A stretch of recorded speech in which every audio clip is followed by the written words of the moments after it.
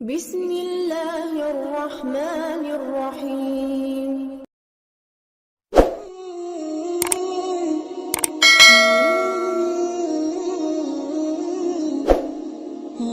نبی کریم صلی اللہ تعالی علیہ وسلم نے ارشاد فرمایا، تین لوگ ہیں جنہیں دیکھ کے رب مسکراتا ہے۔ یا رسول اللہ صلی اللہ علیہ وسلم وہ کون کون سے؟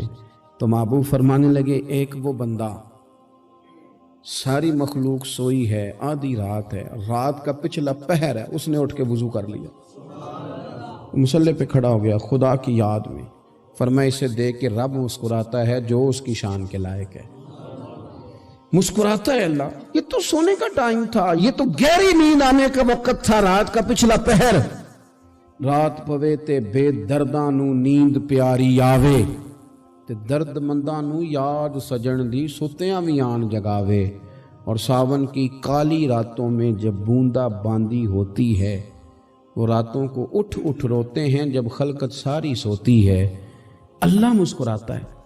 اور سننا میرے بھائی، میرے نبی پاک صلی اللہ تعالی علیہ وسلم فرماتے ہیں، جب مسلمان نماز کے لیے صفیں بناتے ہیں نا، ترتیب لگ رہی ہوتی ہے، اب اللہ کی بارگاہ میں کھڑے ہوں گے، قیام کریں گے، رکوع کریں گے، سجود کریں گے، فرمایا جب مومن صفیں بناتے ہیں تو رب دیکھ کے مسکراتا ہے، مسکراتا ہے۔ کمال ہو گئے عروج بندگی کا، جب بندے کو دیکھ کے رب مسکرائے، خدا بندے سے خود پوچھے بتا تیری رضا کیا ہے، مسکراتا ہے۔ اور میرے نبی پاک علیہ السلام فرماتے ہیں، جب مجاہد جہاد کے لیے صفیں سیدھی کرتے ہیں، آج تو یہ رب کے نام پہ مرنے ہی آ گئے، یہ صفوں میں کھڑے ہوں گے، ترتیب سے لڑیں گے، ترتیب سے گلا کاٹیں گے کافروں کا یا شہادت لیں گے۔ فرمایا جب جہاد کے لوگ صفیں بناتے ہیں تو رب انہیں دیکھ کے مسکراتا ہے۔ کتنے نصیبوں والا وہ بندہ ہے جسے دیکھ کے مسکرا دیا۔ او یار، کبھی تیرا بیٹا تیرے سامنے مسکرائے نا چھوٹا تو تیرا دل باغ باغ ہو جاتا ہے۔ تیری ماں بیمار کسی ایک دن صحیح طرح ہنس پڑے تو طبیعت خوش ہو جاتی۔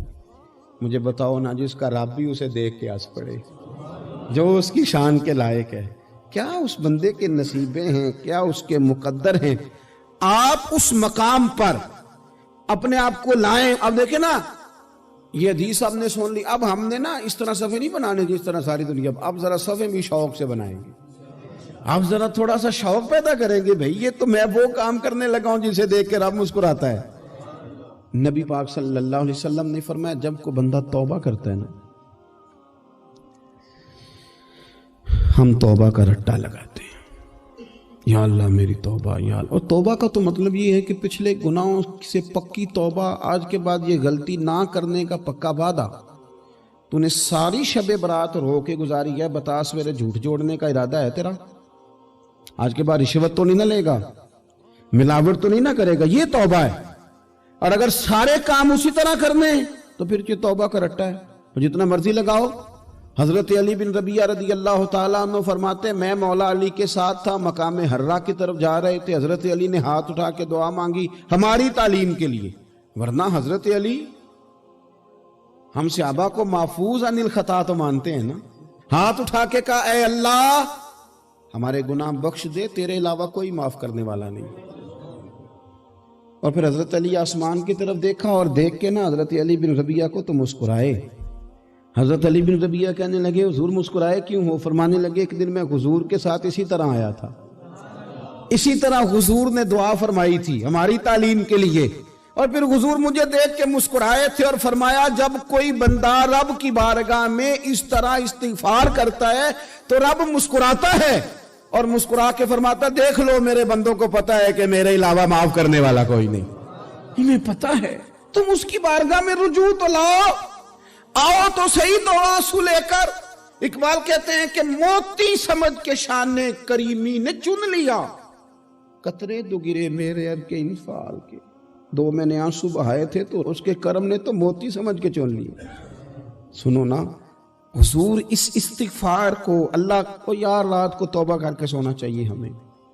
کچھ غلطیاں ہم کرنا نہیں چاہتے پر ہم سے ہو جاتی ہیں، کچھ دل ہم توڑنا نہیں چاہتے پر وہ ٹوٹ جاتے ہیں، ہماری مجبوری ہوتی ہے ٹوٹ جاتے ہیں۔ رات کو اس کی بارگاہ میں ہاتھ باندھ کے، کشکول طلب دراز کر کے، خوب استغفار پڑھنا چاہیے کہ مالک بندے ہیں نا کیا کریں، نفس کا ساتھ ہے، دنیا کا ساتھ ہے، خواہشات نفسانیہ، مالک معاف کر دے۔ درد سے توبہ، رسم نہ ہو، کہانی نہ ہو، لفظ نہ ہو، جملے نہ ہو، اور جناب ایسے لوگوں کے بیچ بڑے ہاتھ باندھ کے اور بڑا کوئی ضرورت نہیں، آپ اکیلے اپنی چارپائی پہ بستر کے اندر منہ دے کے بھی درد سے کہیں گے نا معاف کر دے تو وہ تو مہربانی بڑا ہے۔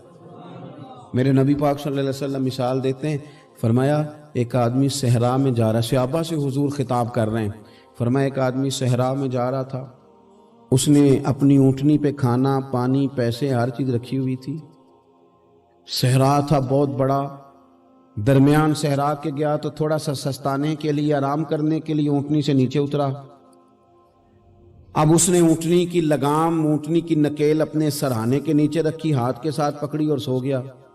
تھوڑی ہی دیر کے بعد جب اس کی آنکھ کھلی تو دیکھا اونٹنی غائب ہے۔ صحرا میں وہ پیدل نہ آگے جا سکتا ہے، نہ پیچھے جا سکتا ہے، نہ دائیں نہ بائیں، کھانے کو روٹی نہیں، پینے کو پانی کا قطرہ نہیں، تھوڑا ادھر بھاگا ادھر بھاگا، تھک گیا۔ کریم محبوب فرماتے ہیں وہ پوری طرح نڈھال ہو گیا اور مایوس ہو گیا، معاذ اللہ، مایوس ہو کے دوبارہ اسی جگہ آ کے لیٹ گیا جہاں پہلے لیٹا تھا، انتظار کرنے لگا کہ اب موت ہی آئے گی، آخری وقت ہے، اب نہ میں پیدل یہ صحرا کراس کر سکتا ہوں، نہ پیچھے جا سکتا ہوں، نہ کھانا ہے نہ پانی ہے، سوائے موت کے کوئی سہارا نہیں۔ حضور فرماتے ہیں وہ رستے میں دوبارہ لیٹ گیا، اچانک اس نے رخ بدلا تو اونٹنی سامنے کھڑی تھی۔ حضور نے صحابہ سے پوچھا بتاؤ نا اسے بھلا کتنی کو خوشی ہوگی؟ یا رسول اللہ جسے نئی زندگی مل گئی ہے۔ آپ دیکھیں نا سارے ڈاکٹروں نے کہہ دیا کہ اس کے تو گردے معدہ جگر ہر چیز ختم ہے، گھر لے جاؤ خدمت کرو، ہر طرف پریشانی ہے۔ وہ بندہ بھی سمجھ گیا ہے کہ آخری وقت آ گیا، کل جاؤں پرسوں جاؤں، تیاری ہو گئی، سب لوگ آ گئے، باہر والے بھی آ گئے، یہ ماحول ایک عجیب رنگ اختیار کر گیا۔ اچانک ایک ڈاکٹر نے آ کے کہا نہیں نہیں غلطی لگ گئی تھی۔ مجھے بتائیے انداز کیا ہوتا ہے؟ بغیر دوائی کے بندہ اٹھ کے کھڑا نہیں ہو جاتا، او میں تو بچ گیا ہوں۔ نبی پاک صلی اللہ علیہ وسلم فرمانے لگے اس کی اونٹنی مل گئی، بتاؤ بھلا اسے کتنی خوشی ہوگی؟ یا رسول اللہ وہ تو دوبارہ دنیا میں آ گیا۔ حضور فرمانے لگے اسے کچھ بھی خوشی نہیں ہوئی۔ جب کوئی رب کا گناہگار بندہ آ کے توبہ کرتا ہے، رب کو اس سے کئی گنا زیادہ خوشی ہوتی ہے۔ میرا بندہ آ گیا ہے، میرا بندہ آ گیا ہے، میرے گھر آ گیا۔ اس نے آنسو بہائے ہیں، اس نے کہا اللہ میں تیرا ہی ہوں، تیرا ہی رزق کھاتا ہوں، تیری ہی زمین پہ رہتا ہوں، تیرے نام سے میری سانسیں چلتی ہیں۔ وہ آ گیا۔ فرمایا اس اونٹنی والے سے زیادہ رب کو خوشی ہوتی ہے جب گناہگار آ کے توبہ کرتے۔ گناہگاروں کے آنسو اس کی بارگاہ میں بڑے مقبول ہیں، لیکن ہم رسم ادا کرتے ہیں، توبہ نہیں کرتے۔ ہم اپنے آپ کے ساتھ دھوکہ کرتے ہیں، جھوٹ بولتے ہیں۔ ہم بندہ کوئی ناراض ہو جائے تو ہمیں کو نہیں نیند آتی، اس کے گھر چلے جاتے ہیں۔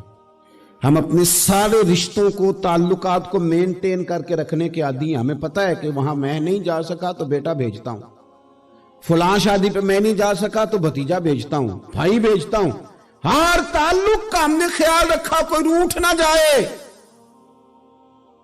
لیکن کمال ہے نا، یہ نہیں سوچا کہ اگر رب روٹھ گیا تو جب وہ روٹھ جائے نا تو سارے رشتے بھی بندے کے پاس موجود ہوں تو کوئی کارآمد نہیں ہوتا، پھر کروڑوں روپیہ جیب میں ہوں تو ڈاکٹروں کی دوائیاں اثر نہیں کرتی۔ وہ روٹھ جائے تو پھر انسان اس طرح سے پھسلتا ہے کہ بڑے بڑے اس کے پاس دروازے ہوتے ہیں پر کسی جگہ اس کا ہاتھ نہیں لگتا۔ خدا را سنو، نبی پاک صلی اللہ علیہ وسلم کے پاس مہمان آ گیا، بخاری مسلم ہے۔ حضور نے ازواج مطہرات کے گھروں میں پیغام بھیجا، کچھ چیز ہے ضیافت کے لیے؟ یا رسول اللہ کچھ بھی نہیں، یہ دو جہاں کے شاہ ہیں اور پاس کچھ رکھتے نہیں، دو جہاں کی نعمتیں ہیں ان کے خالی ہاتھ میں۔ یا رسول اللہ کوئی چیز بھی نہیں۔ حضور نے صحابہ کے مجمع پہ نظر ڈالی، یا رسول اللہ صلی اللہ علیہ وسلم حکم ہو، تو حضور فرمانے لگے تم میں سے کوئی بندہ ہے جو اسے گھر لے جائے روٹی کھلائے؟ ایک صحابی اٹھے فوراً، حضور میں لے کے جاتا ہوں کھانا کھلاتا ہوں۔ فرماتے ہیں میرے گھر میں صرف بچوں کا کھانا تھا، یہ نہیں کہ فریزر بھرا ہوا ہے نعمتوں سے، صرف بچوں کا کھانا۔ یہ نہیں کہ کسی کو دیکھ کے اپنی ہنڈیا پہ برتن دے لیا، صرف بچوں کا کھانا۔ کہتے ہیں گھر گیا، बीवी से कहा क्या कैफियत है? कहने लगी बच्चों की रोटी है। मैंने कहा बच्चे सुला दे, सुबह नाश्ता कर लेंगे। तो कहने लगी आप क्या खाएंगे? तो मैंने कहा ना मैं खाऊंगा ना तू खाएगी, मेहमान जो नबी पाक का है। कहा अच्छा, अब जरा तजवीज देखो मियाँ बीवी की सूझी आपस में। कहते हैं खाना लगा देना, क्योंकि एक आध बंदे का खाना है। अपनी गुर्बतों का हर जगह इजहार करना, रोना रोना, ये देखो गुर्बत कैसे छुपाई जा रही है। उसको कहा नहीं कि चल तू थोड़ा रहम खा, तू आया है तू थोड़ा रहम खा, ये नहीं कहा उठ के ना तू खाना रखना और उठ के ना चिराग ठीक करने के बहाने बुझा देना। हम दुनिया वालों के सामने क्यों अपने दुख बयान करें? हम जो कहेंगे रब रसूल की बारगाह में कहेंगे। तू ना चिराग ठीक करने के बहाने, अहलिया उठी खाना देने के बाद चिराग ठीक करने के बहाने बुझा दिया। खामद भी हाथ चलाते रहे, बीवी कभी बर्तन रखती कभी उठाती, पता चले कि खाना खा रहे हैं, खाना खाया जा रहा है। कहते हैं मेहमान पेट भर के खाना खा गया। ये काम हुआ रात के अंधेरे में, उस वक्त हुआ जब चिराग भी बंद था, उस वक्त हुआ जब कोई देखने वाला नहीं था, किसी पड़ोसी को भी खबर नहीं थी। फरमाते हैं सुबह के उजाले में उस मेहमान को लेके मस्जिद नबवी में मैंने कदम रखा तो नबी करीम ने फरमाया रात जो तुमने काम किया है ना, उसे देख के मेरा रब बड़ा मुस्कुराया है, अल्लाह बड़ा मुस्कुराया है। अल्लाह तरदामनी पे शेख हमारी ना जाइए, हम दामन न छोड़ दें तो फरिश्ते वुजू करें। ये शान है सहाबा की। नबी करीम अलैहिस्सलाम ने फरमाया रब रात मुस्कुराया तेरा ये अंदाज देख के, और उसने कुरान नाजिल किया वयुक्सिरूना अला अनफुसिहिम वलौ काना बिहिम खसासा। कुछ लोग वो हैं जिन्हें बड़ी भी जरूरत हो तो दूसरों पर इसार कर देते हैं। और अगर आपने अभी तक हमारा चैनल सब्सक्राइब नहीं किया तो फौरन सब्सक्राइब कीजिए, साथ ही बेल आइकॉन पर क्लिक करें ताकि मजीद आने वाली वीडियो है वो आपको वक्त पर मिलती रहे।